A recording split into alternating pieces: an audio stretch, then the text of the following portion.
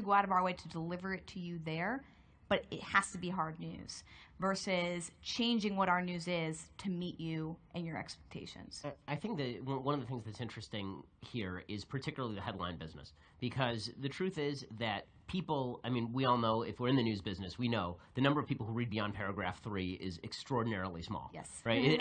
In fact, on Twitter, the entire news business is basically driven by somebody who reads the headline on Twitter and then responds to the headline on Twitter without clicking through. Correct. Right? So one of the things that I think has happened is that there is a way to serve people where they are, and maybe serve them not even what they want, but by writing a headline that is clickier. And so maybe a solution for the New York Times and the Washington Post is don't write shitty headlines.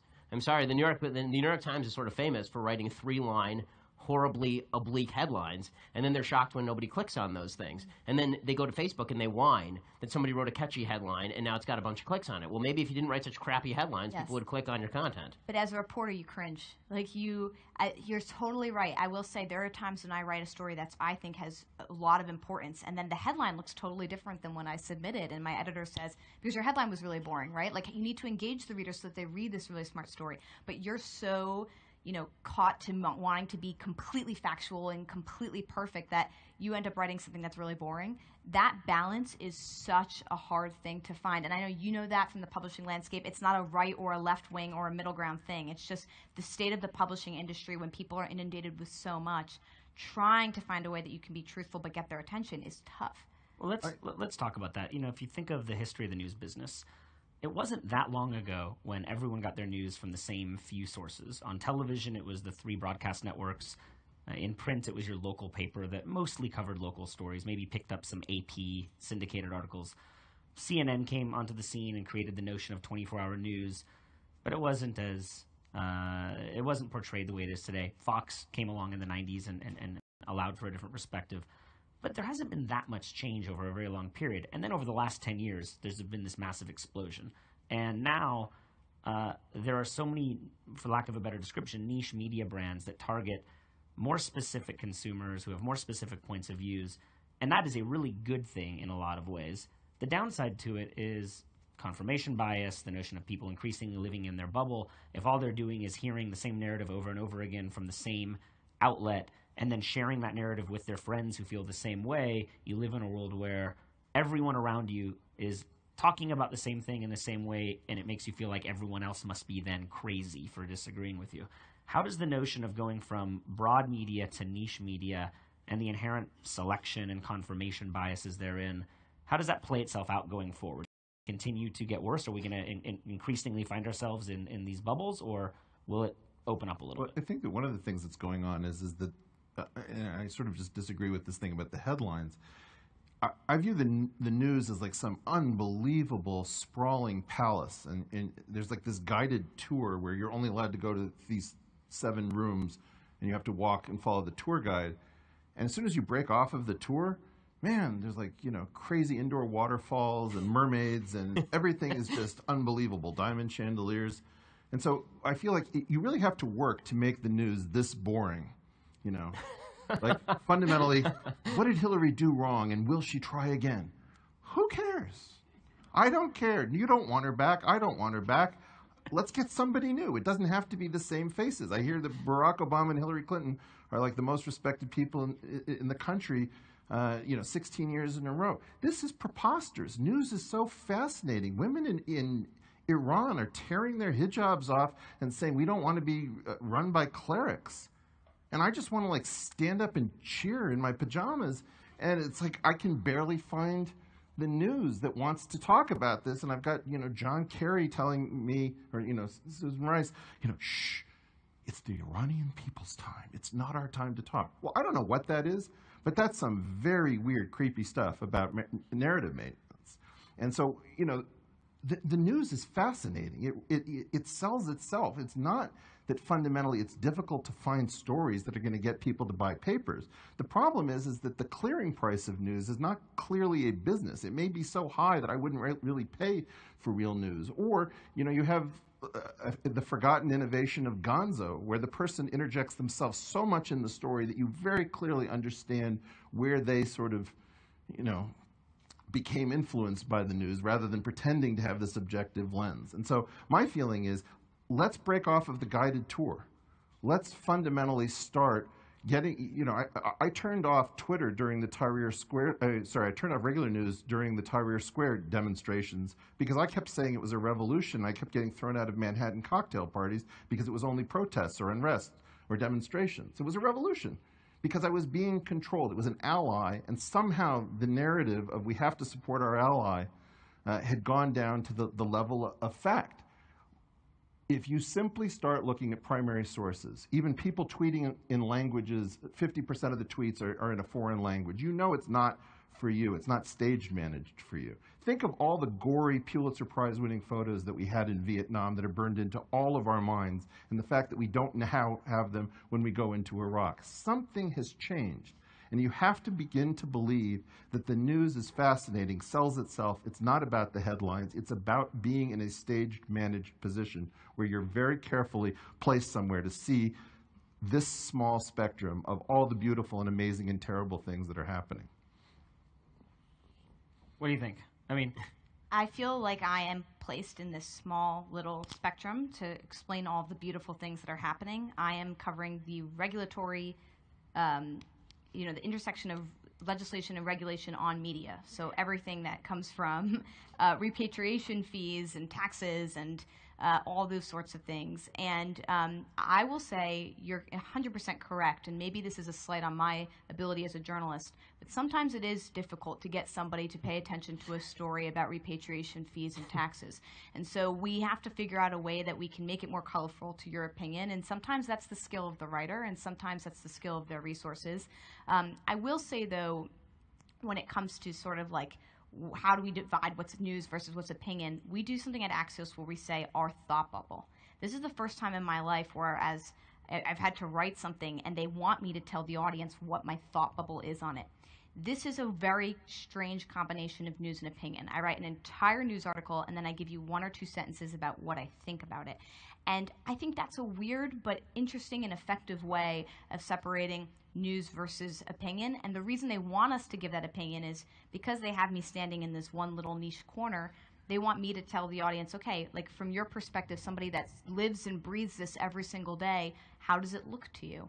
And I do find that it gives the reader a little bit of value in the sense that I'm not just telling them exactly, the fact.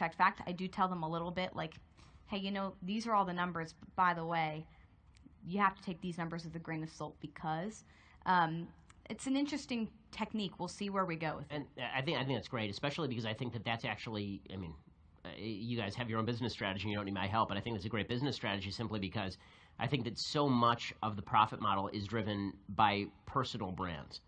You asked before how you know what you can trust and how people figure out what they can trust. People use cognitive shortcuts. The number of people who actually wade through the news and try to determine what's true and what's false is minimal. There's not that many people who are going to do, like, I wish everybody would do what you're talking about, Eric, where they just sift through all of the Farsi tweets that are happening right now in Iran, but the number of people who are actually going to do that is extraordinarily low as a typical matter. People are lazy, and they usually are going to rely on somebody to sift through those for them and then provide them in some sort of forum that they can manage to wrap their brains around. And so what's ended up happening, and I think the cure to being stuck in the bubble, is you have to find people who you think are not stuck in the bubble. And I've found that over the past couple of years, this has become a really interesting intellectual exercise. Like a lot of the people who I've become very friendly with are people who are actually on the other side of the aisle, who I feel are smart enough to try and move outside their own bubble and recognize truths from my side of the aisle, and people on my side of the aisle who are stuck in their own bubble and refuse to acknowledge anything outside of that are people I don't trust to follow the news. I think it's one of the reasons our audience has grown so explosively at Daily Wire is because I've been very clear that I don't agree with everything that's happening on my side of the aisle, and I'm willing to hear perspectives that are not necessarily in agreement with that, and that's lent a bit of credibility.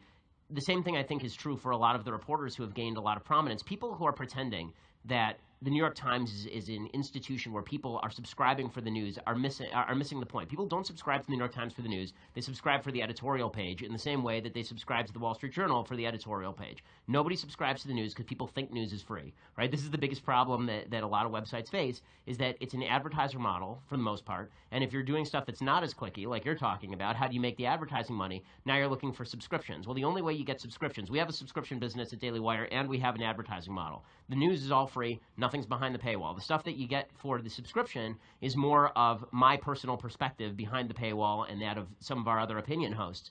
And that's the stuff that people are willing to pay for. And typically, that has always been what people are willing to pay for, is the opinion, not the actual journalism. Oh, but sorry, I would Sarah, say, you or a niche service. Remember, 30% of the New York Times Right. subscriptions last quarter were cooking and crossword. Right, exactly. And so if you think about trade work, like I consider myself almost like a trade reporter, people either want that opinion or they want that very niche coverage of a particular topic that matters to them.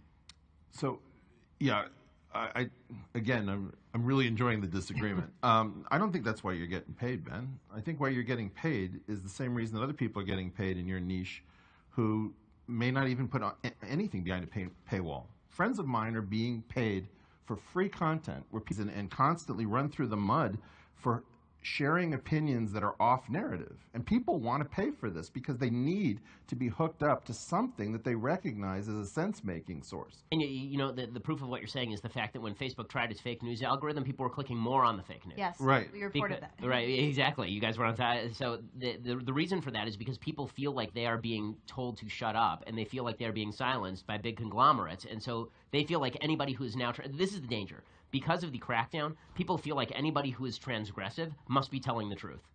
Right? And those things are not necessarily the same. It's important to have people who are transgressive, but not everybody who is transgressive is saying something that's true. Yeah, but one of the things is that you look at the number of people who say, I mean, Ben will say, look, I made a mistake on X, or, our friend Sam Harris will say, I made a mistake Y, or Dave Rubin says, I've moved my position over time as I became aware of these facts. And this kind of level of being open about one's biases, being introspective, metacognitive, resonates with a large number of people. And there is a class that I've learned about through Jordan Peterson, who exploded onto the scene, of disagreeable people. And disagreeable people are sort of, I think, the great growth industry, because they fundamentally stand alone. And so it's one thing that's very moving to see a bunch of people in a movement. And then you see people who are just like saying, I even agree with some of the aims of that, but you're using methods and tactics that I cannot live with. And so I forego this and I choose to stand alone. These people are making huge amounts of money because fundamentally the individual is what's roaring back as a replacement for the institution. I think a lot of that plays in, Ben, to the growth of your brand over the past 18 months, in that as a conservative, you stood alone. You were one of the most prominent never-Trumpers. As a Orthodox Jew, you were probably subject to more online anti-Semitic behavior than anyone on the planet, and yet people called you an anti-Semite, right? And I think it goes to the notion of your willingness to stand aside actually galvanized a lot of people who said, oh, I get it. Like, this guy actually has a point of view. He's not just like going along with the flow in order to generate clicks. Do you believe that has a big part of the growth of your business? 100%. I mean, I definitely think that one of the things that's distinguished our brand from other brands is the feeling like you don't necessarily know where we're going to be on a given day, because the principles don't change, but the politics do. And it's very easy for people to take their cues from politicians. So it's been very interesting because, people who've been following my career know that I've been deeply, deeply conservative my entire career. Like, since I was 17 years old, I've been writing in deeply conservative ways.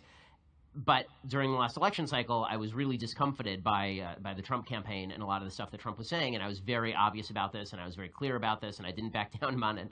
And when Trump does, and so the new model for us has been the same as it was before. When he does something right, I'll praise him. When he does something wrong, then I'll criticize him. And I think that in a world where there's a feeling of chaos, and that feeling of chaos makes people want to look for a safe harbor. And I think that the safe harbor is, as Eric, you're saying, in the individual, but also in an individual who you feel is honest. So I think whatever else you can say about me, I think that I've tried to be honest, and I think there are people on the other side who have tried to be honest too. And those people who look like they are trying to be honest, who look like they're not following just the road that's been laid out for them, those people are succeeding in a way that people who just back the horse to back the horse, or oppose the horse to oppose the horse, are not seeing any benefit.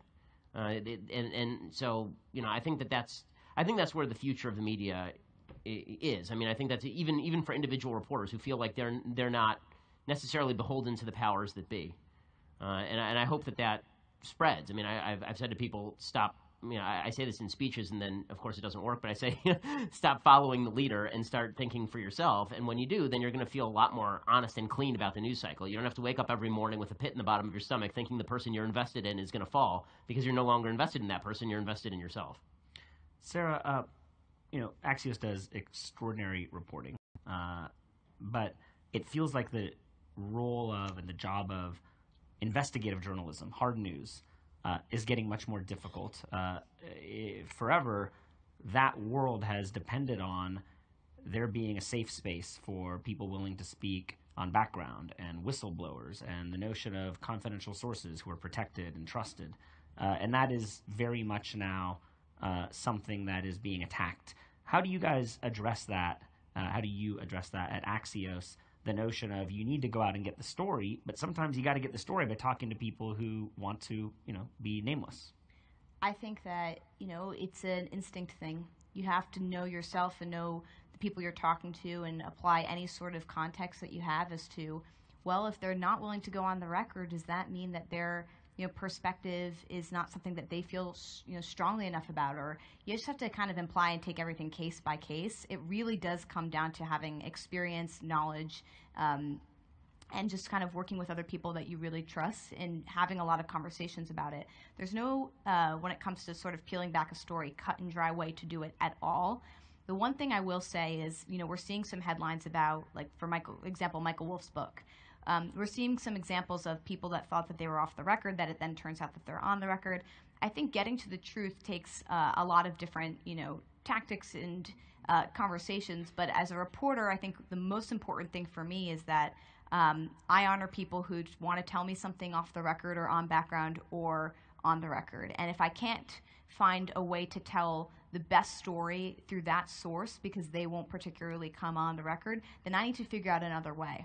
This is something that you hear Kim Masters talk about a lot at The Hollywood Reporter. She was working with a young woman who she knew had a story about Harvey Weinstein, and the woman was not comfortable going on the record. And Kim no relation. No relation to either of these fine gentlemen. And her, she spoke about this in a Recode podcast. Her reaction to this was, I have a duty as a reporter to protect the source who doesn't necessarily want to come out on the record. And so I'm going to continue to try to nail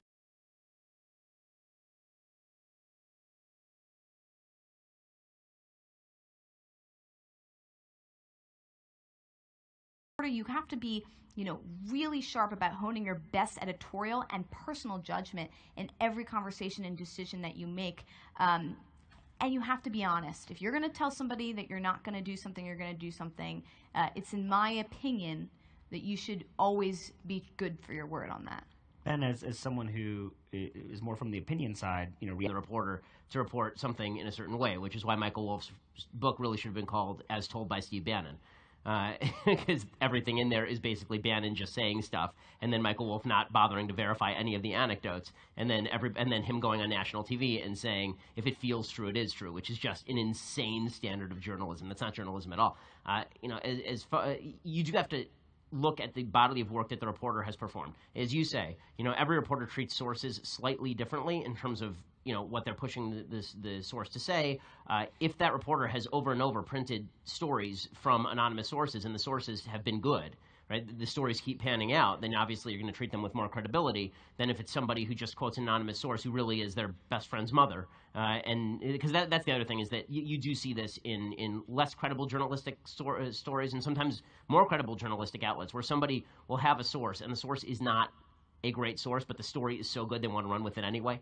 And so they'll say anonymous source says, right? And you don't know where that's coming from. You don't know if it's third hand. Sometimes it is second hand, and the story's too good for them to actually verify through any other means. So, yeah, it's up to the reader to be discerning in the end. And it's up to the reporter to be honest, but it's up to the reader to discern which reporters are honest and which ones aren't, I think. Let's talk about the Wolff book for a minute. I think that it's an interesting Rorschach test. I think that depending on your perspective and what you're hoping to get out of the book, you meaning the reader, it's either a brave dive into this complicated, messy world of Trumpian politics, or it's total nonsense, or somewhere in the middle. And I'm curious, to me as a reader, and I'll just inject my personal opinion, you come away certain that someone told him these things happened, and maybe he even observed some of them himself.